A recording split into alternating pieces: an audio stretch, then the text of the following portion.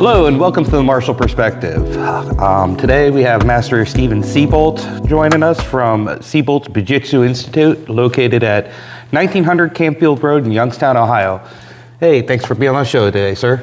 Of course, happy to be here.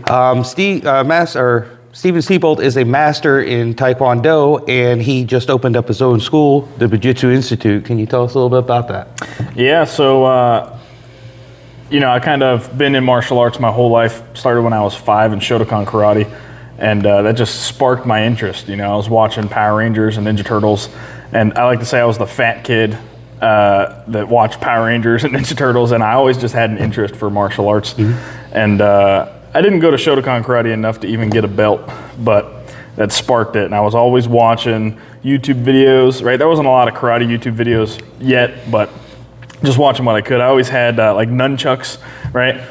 I'd get plastic nunchucks for Christmas or for my birthday or something. I always break them, swinging them so much and, whatever. Then, around 10, I started at the junior Taekwondo school, started in Taekwondo. Got all the way to my 3rd degree black belt there. Got interested in judo, Brazilian jiu-jitsu while I was there. And then a couple years back, I tore my ACL and I became a bookworm when it came to martial arts. And I just kind of dove into just everything that had to do with traditional martial arts. It just fascinated me, Okinawan style arts. And slowly but surely, I found out that the martial arts that I was practicing, I thought was for self-defense, but it was a sport. And there was I'm blanking on his name right now, an old Okinawan Weichi-Ryu master. And he said there's 2 forms of martial art. There's Budo and there's sport, right? Mm-hmm. Everybody can do sport. Sport's fun. Not everybody can do Budo. It's real, it's dedication, that's the life art. And Budo just means the way of martial, if you expand it a little bit. But Bujutsu, the reason I named my school Bujutsu, number 1, it means martial arts. Mm-hmm. Number 2, they'd translate it to the science of war, if you will. Okay. So your school, the Jiu-Jitsu Institute, it's a hybrid martial arts school? Mostly, yeah. I teach, all of the fundamentals of karate and taekwondo that I grew up learning, but I also have a 2nd degree black belt in Can-Do Jiu-Jitsu under Chuck Gouge, and he's an amazing martial artist. Taught me a lot of stuff. So we do a lot of throws. We do, some groundwork and whatever. And not necessarily how to win the fight on the ground with submissions like a Brazilian Jiu-Jitsu style, but more so how to neutralize the attacker, get away from the situation. Okay. So growing up, you had a deep interest in martial arts, but you were a heavy kid. I was a really heavy kid. Did martial arts help you with that? It did a lot, yeah. So when I started, let me backtrack. In kindergarten, I was 125 pounds. Oh, that's a big kid. I wore a size 14 Husky. I was 5. I was huge. And, what size Husky do you wear now? I don't know. My wife buys my pants. I'm just kidding. No, but I just kept getting heavier and heavier because I didn't have any structured sport. I played basketball for a year, but I never had the ball. Every time I did, I dropped it. So I was 200 pounds when I started at the junior Taekwondo school, and I lost a bunch of weight, gained a bunch of muscle. COVID came, I gained a bunch of weight back, but then I got really into sports science. I became a personal trainer, and I actually study exercise science and wellness and whatever. So I lost a ton of fat, I gained a bunch of muscle, and I'm sitting at a healthy balance right now. Mm-hmm. So tell me a little bit, what do you consider your lineage in the martial arts? So I just like to name off all the people that I studied under. Mm-hmm. When I was at Creekside Karate doing Shotokan, I studied with Timmy Gay is his name, and he's a Shotokan master. And then at the junior Taekwondo school, I studied under Justin Taylor. Head instructors I had like Jing Bien, and Master Warren was there as well. Master Naples came along later. Master Kopko came along later. Master Perry came along later. And I studied under all of them for a little while. But I feel like I'm a product of the new generation with all the technology in martial arts. I studied so much material between YouTube and just articles online and exercise studies relating to martial arts, just a bunch of stuff. And I just dove deep into that, and I learned a lot of judo just the fundamentals of judo from watching like Shintaro Higashi on YouTube, and just people like that. And I just pressure tested it in class with people who knew what they were doing. Right, the one kid I used to train with all the time. He's a really, really good wrestler, and I was trying to do judo, right? And we'd throw gis on, and I'd just destroy him, and then we'd take our gis off, and he would just destroy me. So He was used to wearing clothes when he was wrestling like that. Yeah. That's interesting. So a common denominator on most of these episodes is Grandmaster Samuel Naples. Yeah. What effect did he have on you? Or does he A have on lot. you? So I didn't realize, let me backtrack. I did realize, but it didn't really occur to me that there was more than just the sport aspect of the art, right? I'm not very good at sparring. I'm a stocky guy. I'm a little thick, right? And when I go to kick, like, it's super powerful, but it's relatively slow to somebody who's lankier, longer legs, right? The Taekwondo build, if you will. My wife is amazing at Taekwondo sparring, right? She doesn't lose a sparring match, but she has the long leg Taekwondo figure, so. Funny story about your wife, Elizabeth, now Seabolt. I was teaching a class, or I was helping teach a class. Actually, this guy outranks me, but I was helping him teach a class, and it was him and his wife, then girlfriend, were sparring. And she went to throw a kick, and Master Seabolt threw a block, and she ended up breaking her. It was the opposite way around. We were training for nationals, Yeah. and I just threw like a lazy roundhouse kick. She blocked it with her arm and dislocated her wrist and broke her ulna. And I can remember it like yesterday. I'm like, you're fine, get up. You're just fine, you're fine. She's like, no, it's broken. No, it was dislocated. It wasn't broken. Yeah. Well, I was kind of right. Yeah, we laugh about it now, but Yeah, she's that was a hard summer. She doesn't. Yeah, she doesn't let me live that down. So, in your school, how long does it take? How long do you? What's your timeline for black belt? I have it estimated at around 4 years. 4 to 7 is my goal. I feel like getting a black belt shorter than that, and I'm a hypocrite saying this because I got my black belt in Taekwondo in a year and a half, 2 years. But I studied like a bookworm, you know what I mean? And I, looking back, wouldn't have given myself my black belt. I think that I was too young and too immature. Skill level wasn't there yet. But I'd say black belt usually 4 to 7 years, but I don't have anybody there yet, so. Well, you've got a handful. What is your fondest memory looking back in martial arts as a young man? I got so many. Man, we used to have these overnight camps, and we would train until 3, 4 o'clock, 5 o'clock, 7 o'clock in the morning, and we'd just be dead tired, and we'd beat the crap out of each other. And, there's a lot of training going on, but a lot of bonding. And, before I tore my ACL, I loved training with my family. Everybody around me was family. And then I tore my ACL, and of course I love books now. But Well, that seems like a common factor in martial arts. Depending on what school you go to, most schools they consider their students part of a family, and it's a very close knit group. And I've been through several schools, and I've noticed this with each and every school. Some schools are closer than others, but it's a common denominator, I think. Why do you suppose that is? I just think you train together, you sweat, you bleed, you cry, you're excited. You fall down and you stand back up all together as a group. And it's just like a bond that's unlike anything else, So was there ever a time where you're like, nope, I'm done? When I tore my ACL, that was the pivotal part of my martial arts journey. When I tore my ACL, it was probably like the one time in the last 5 years that I was like, you know what? I can't do this anymore, because I literally thought I could never do it again. And then, all this grief set in and whatever. Then I started reading, and then I started talking to like Grandmaster Naples and everything. He had hip replacements. So Master Perry did as well, right? Didn't Master Warren just have one too? Yes. Yeah. So, just talking to all these people who had major surgeries, bigger than a MCL surgery or ACL surgery. And I was like, you know what? I could still do this.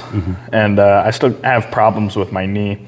I had some complications, but Well, I think that's a big difference between a martial art like judo and a martial art like taekwondo. Taekwondo is very, I want to say, violent on your body because of the snaps and the precision that you have to throw those snaps. Where judo, it actually translates to the gentle way. So I don't feel that there's as much jarring of your body. Yeah, you're throwing people down and you're hitting the mat, but I don't think it compares to Taekwondo as far as being that rough on your body. Would you agree? I do. I think that they are equally rough in different aspects, though. What I like to say is the perfect judo is a really hard judo throw with an Aikido fall, right? Aikido fall. You're not bang, right? You're coming up off the ground. Right. And yeah, so I would agree with you to an extent, but judo can be pretty rough on your body too. Yeah, but the one thing I've learned in both Taekwondo and Judo is if you learn to fall, odds are you're not going to get injured 9 times out of 10. Yeah, I would agree with that. Okay. I do think though, like with Taekwondo, you don't have to spar forever. Right, it's not solely sparring. There's also forms that you could do, and if you're starting to get older or you get injured or whatever, you can still practice forms. With judo, you can't. It's throws. There's nothing else to judo. Right. There's no kata with judo. No, there's not. So, when you see a student struggling in your class, how do you approach that? So it's different for every student. And different on how they're struggling. Are they struggling with the technique? Are they struggling at home? Are they just having a bad day? So usually what I do is I teach class like normal, but instead of calling on other people to do stuff, sometimes I'll call on that individual to demonstrate something, or I'll spar with them first and I'll have fun with them. This is just general for my class. I like to say everybody has to smile, everybody has to sweat. One person has to cry. That one's debatable, but I make sure that they are the ones that sweat and they're the ones that smile, for sure. So if they don't perform well, are you the one that cries? Say it again? If they don't perform well, are you the one that cries? I am the one that cries. Yeah. So what inspires you as a school owner to keep going with your school? Well, are you familiar with the Japanese term menkyo? No, please. No. So it's the idea. It's a student that you teach, that you have taught everything to. There's nothing else that you could teach them because you have taught them everything. My philosophy is to have a school full of menkyos because I'm not gatekeeping anything, right? It's not like pay another month and I'll teach you something else, right? I teach everything that I know, but at the same time, I want no menkyos because I'm constantly learning and it's impossible to keep up, right? So there's just always more that I could learn. To answer your question, there's more that I could learn, and I know that, I'm not the best in the room, and it sets a fire in me, and I want to know as much as I can and be as good as I can, and it just keeps me motivated. So the Bujutsu Institute is not typically a competition school. Was that safe to say? Yeah, so we do practice some sport aspects, but I don't think that my students would fare very well in like a Taekwondo rule set, right? Because we throw hands a lot and we throw low kicks. They wouldn't fare very well in a Judo rule set because we throw a lot of strikes and kicks, right? Brazilian Jiu-Jitsu rule set, we don't roll to get to a better position, to get points, to strangle. We get to a good enough position to strike and get out of there. So knowing what you know now, you're a relatively young man, been in martial arts most of your life. Knowing what you know now, is there anything you'd change, looking back? Yeah, I would stop with the sport. This kind of contradicts itself. When I was little, I would have competed more. Because I competed quite a few times and I got a ton of gold medals and silver medals, only 1 or 2 bronze. But I would have competed all the time if I could go back. That's number 1. Number 2, I would have stopped the sport so much earlier. That's where it contradicts. Because there's so much more, there's a wealth of knowledge outside of the sport. The sport is for points, right? But outside of the sport, there's so much more to martial arts than than you realize. I think people focus more on the awards of these competitions instead of the meaning of the competitions. The competitions are meant to judge your knowledge and see how you fare against other people. It's your basic skill sets. Yeah. Correct? I would agree with that. Okay. Yeah, to an extent. So a big thing I've learned since starting this podcast, and not talking to my guests or anything like that, but just in general, martial arts is a very ego/humble environment. Could you? Yeah, I would agree with that. I think martial arts, once you get to a certain degree, or even, I see this a lot at black belt, people stop training and they start only teaching. Okay, I fell into that trap. When I got my black belt at 13, started training all the time. Stopped training. Tested for my second degree when I was 14, and through that entire year gap, I learned a few forms and I learned a few one steps, but I didn't really train. I was teaching all the time.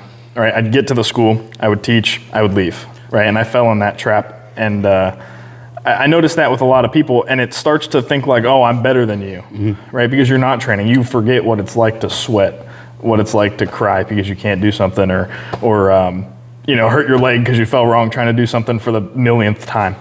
And I think that the reason the ego gets built up so high, number one, there's a bunch of flashy belts, right? And you're like, oh, look at my belt compared to your belt, right? But also just the lack of training, right? The lack of the student mindset. I like to say a master should be a textbook with blank pages at the end, right? And you're always learning, always training.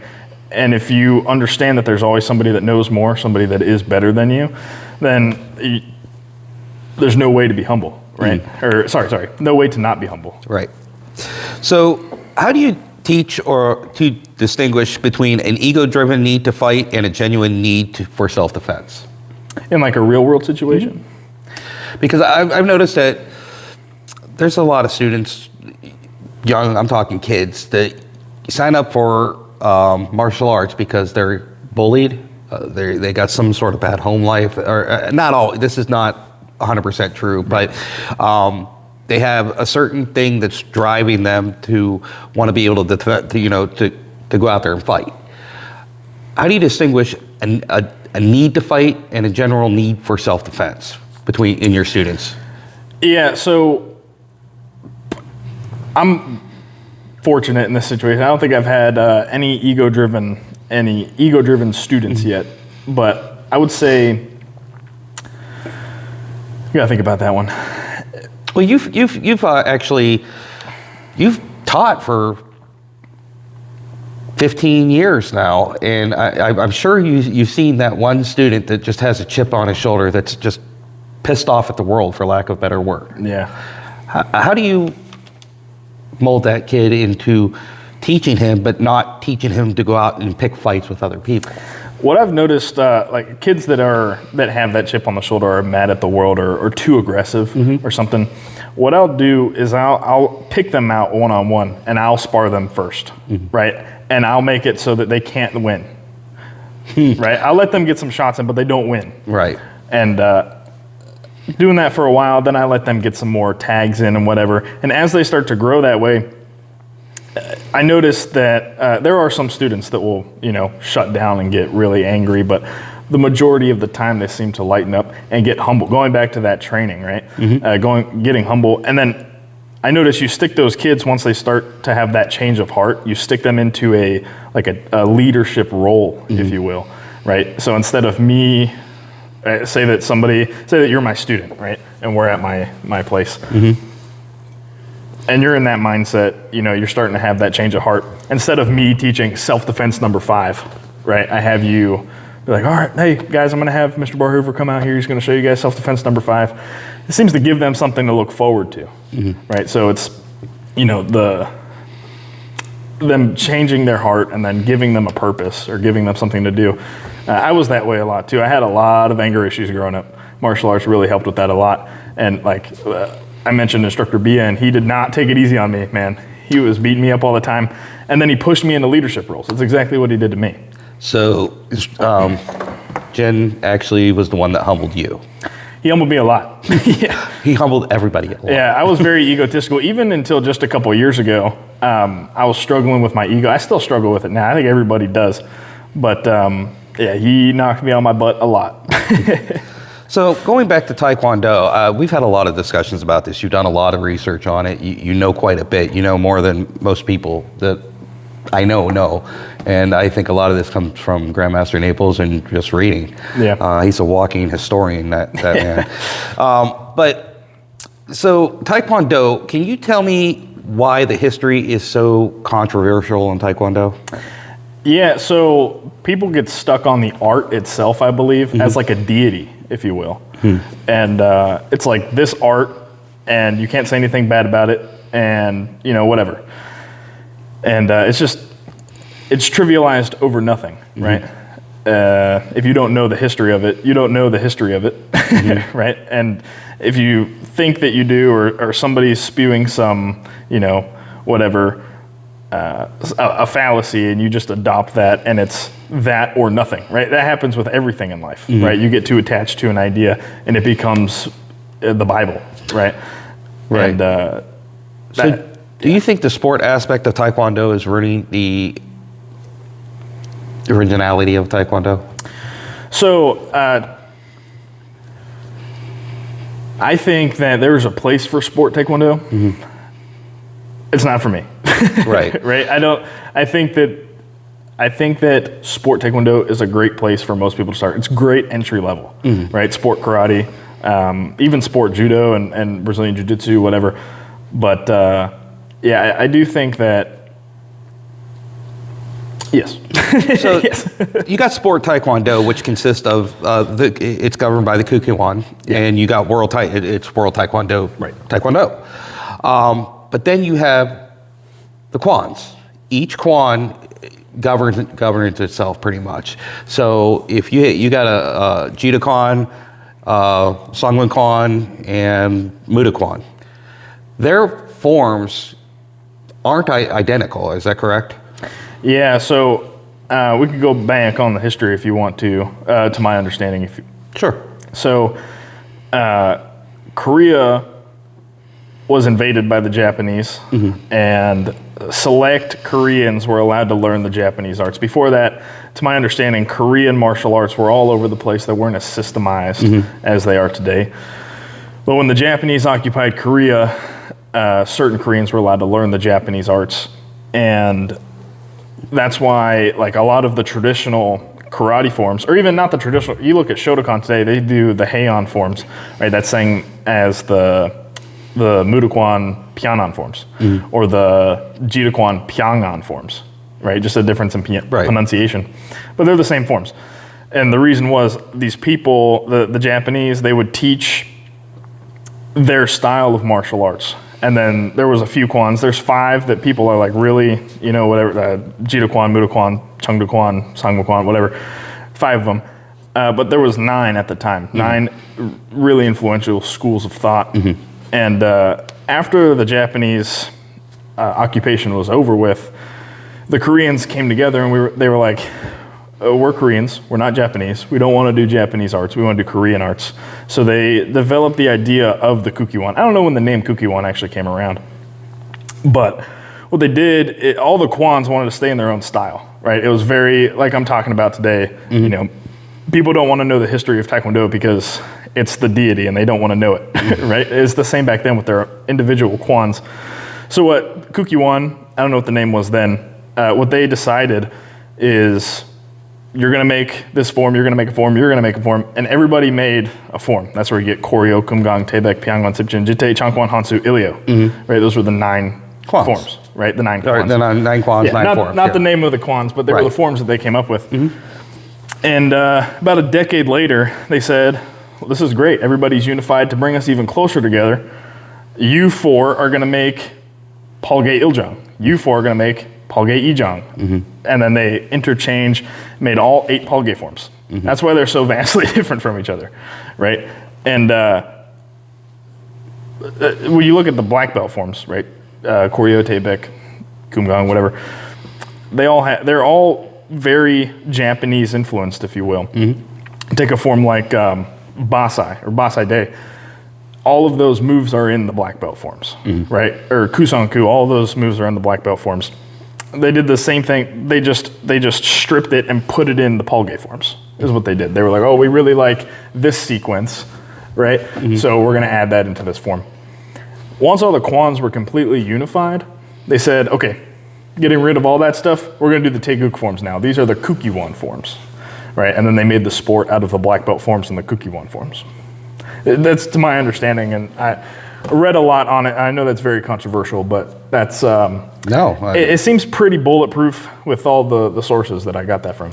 So, So why do you think they pushed away from the Paul game forms? It was a set of forms that all the Kwans got together and did it, each form individually. They worked together, and then it was working out great. Then they kicked that aside and they did the Taeguk form. Why do you suppose they did that? I mean, this is opinion based. So. Honestly, I don't know why they pushed aside the Palge forms. I feel like they were much better than the Taeguk forms. That's just my opinion. And honestly, I don't know. Some say, I've seen this all over the place, some say that the Kukiwon was trying to be a militaristic governing body, if you will, and shove out all of the individualism. Well, in South Korea, I was stationed there for a year. What I do know is that everybody in South Korea in school has to learn Taekwondo, and then after school they are forced into a 2-year commitment for the South Korean military. Yeah. So South Korean is very, very martial arts military influenced. Yeah, brainwash. Well, right? For the country. Right, and it's not a bad thing, right? Right. That's like that. They're a nation and they're very national, and that's awesome, right? I love that. So, do you think the Kwans are slowly becoming a thing of the past? I think that there will always be a fringe of the Kwans, but I don't think that they're ever going to be as relevant as they were pre-Sport Kukiwon. Gotcha. So I know another big influence in your martial arts life is a man named Sosha Bohak. Yeah, I met Sosha a couple years ago, and every chance I get, I have him beat me up. But yeah, I wish I had more time to train with him, if I'm being honest. But just schedules and everything. But every time that I have a chance to have him beat me up, So when you don't train, what aspects of your teaching do you lose more quickly than the others if you're not continuously training? It's a good one. Well, I would say physiologically endurance, right? But I notice other than just the internal, like the weakness that comes if you don't train or endurance or whatever, I notice that my stances lack really fast. Just for me personally, my stances will get really bad. Oh, I get it. Sloppy and yeah. No, I completely understand. I've been there. So, what makes a great martial arts student as opposed to an average martial arts student? I tell my students this all the time: training at home, right? If you do not train, you're not going to be a good martial artist at the end of the day. I like to say it this way: a kid that does math at school is going to be worse at math than the kid who does math at school, math at home, math on the bus, math at daycare, math at whatever. And I tell my students all the time, like my dad used to yell at me all the time. I'd be like cooking eggs or something in the kitchen. I'd just be kicking and I'd be punching all over the place. I still do that. My wife yells at me today about that, right? Yeah, but the difference is your wife can beat your butt. She can't beat my butt. But mine can't beat mine, so. I just, I don't know, I feel like the passion, and honestly, I've tried to push passion onto people, and I've just watched it develop just completely outside of me trying to push it onto people. And it's completely individual based. If somebody's not going to like martial arts, they're not going to like it. If they're not going to have the passion for it, they're going to have the passion for it. And it's just innate in some people. Well, martial arts is a lifestyle. Right. You don't just shut it off when you go home. Right. I mean, you're always constantly thinking about your forms or thinking about, something you just learned or, Yeah, I mean, it's a lifestyle. You just can't shut it off. So tell us one thing about Master Seabolt that not a lot of people know. That not a lot of people know. That's hard. I feel like I'm pretty out there. Well, I'd have to think about that. I don't really gatekeep anything. It's a show of confidence, I think. I mean, there's people that, aren't as open as you. I've known you for quite a long time, and I feel like there's not much I don't know about you. So going back to your competition days, what is one competition that stands out more than any other competition for you? I just loved going to the Battle of Columbus every year. Oh, the Arnold Classic. Yeah, the Arnold Classic Battle of Columbus. It was just my favorite thing to go to every year. There was so many competitors. That's where I got introduced to judo at first, right? I watched the Ohio State guys just demolish everybody. And it was pretty sweet, the Battle of Columbus every year. Oh, absolutely. That was my very first competition, and I can remember walking in there, and it's this huge warehouse looking room, and it's thousands of people in there, and they're doing every type of martial art you can think of, and it was so big it couldn't house the karate aspect of the competition. That was held in another separate building that was equally as big. I have a funny story about my first Battle of Columbus. No, please. I walked in, and my mom is signing me up, or whatever. We didn't do it online. We were going to do the paper registration there. And we walked in. I'm like 12. And I might have been 11. I don't know. But we walked in, and it was filling out all of the personal information, and then it said discipline. My mom looked at me, and she was like, what? And I go, good? I don't know. And then Mrs. Taylor, Master Taylor's wife, walked by, and she was like, what are you guys talking about? And my mom was like, what is the discipline? And she goes, Taekwondo. And we were like, oh, we're dumb. Yeah, all right. So I can remember my first Arnold, I think it was 2015-ish, or whatever. It was my first competition, and I learned kicking and punching, and I thought I was Billy Badass, and come to find out I was in my mid-third, early third, late 20s, early 30s, and there wasn't a color belt my stature and my skill level to fight. There wasn't a poon belt. There was a black belt. So I have to go against this second degree black belt who's been training a lot longer than me, probably twice, 3 times as long as me. And so I put my Hogu on, my helmet on, and I'm like, okay, well, I didn't want to do this, but so we start fighting, and I can remember during the fight, the referee stopped the fight. Everything came to a halt, and I look up, and Arnold Schwarzenegger standing there. And then he told us all to keep going, and then I realized that I have to fight in front of the Terminator. So that was a little unnerving. Yeah, but no pressure. No, there was no pressure whatsoever. I remember afterwards he came up, shook our hands, and told us great job, and he liked what we were doing, and so that's my Battle of Columbus Arnold Classic story. So wrapping this up, is there anything else you would like to add to this, sir? I would just say, even if you don't have that passion for martial arts, or it starts to fade a little bit, just branch out of your own martial art. Look at something else. Try to study something else. What I know is every time that I fall in a rut, because it still happens, right? Every time that I fall in a rut, I'll go on YouTube and I'll be like, something new about whatever, right? Or find something that you don't know and study it, or go back to the basics, right? I feel like a lot of people overlook that too. I'm guilty of that as well, especially in Taekwondo. Yeah. Because I'm continuously learning black belt forms, and I'm continuously testing for my next belt. I get lackadaisical, and then I go back. What was How do I remember Paul John? I don't remember basic 1. Yeah, basic 1, basic 2. Yeah, So, right. but yeah, no, I'm just equally as guilty as that. I continuously train, but I don't continuously train on the correct things sometimes until I have to teach a yellow belt or an orange belt a form. Give me a minute. Yeah, hold on. But yeah, no, I'm equally as guilty of that. So you are the Master Seabolts Jiu-Jitsu Institute, and what night are your classes, sir? Tuesday, Thursday, Friday, I teach from 6:30 to 8. It's the church that I go to, we teach. I teach in the cafe area, and teenagers, adults. I have a few. I would call them kids, right? Under 10, under 13, but it's no BS martial arts, if you will. Absolutely. So, well, thanks for being on the show, and I hope to have you on again.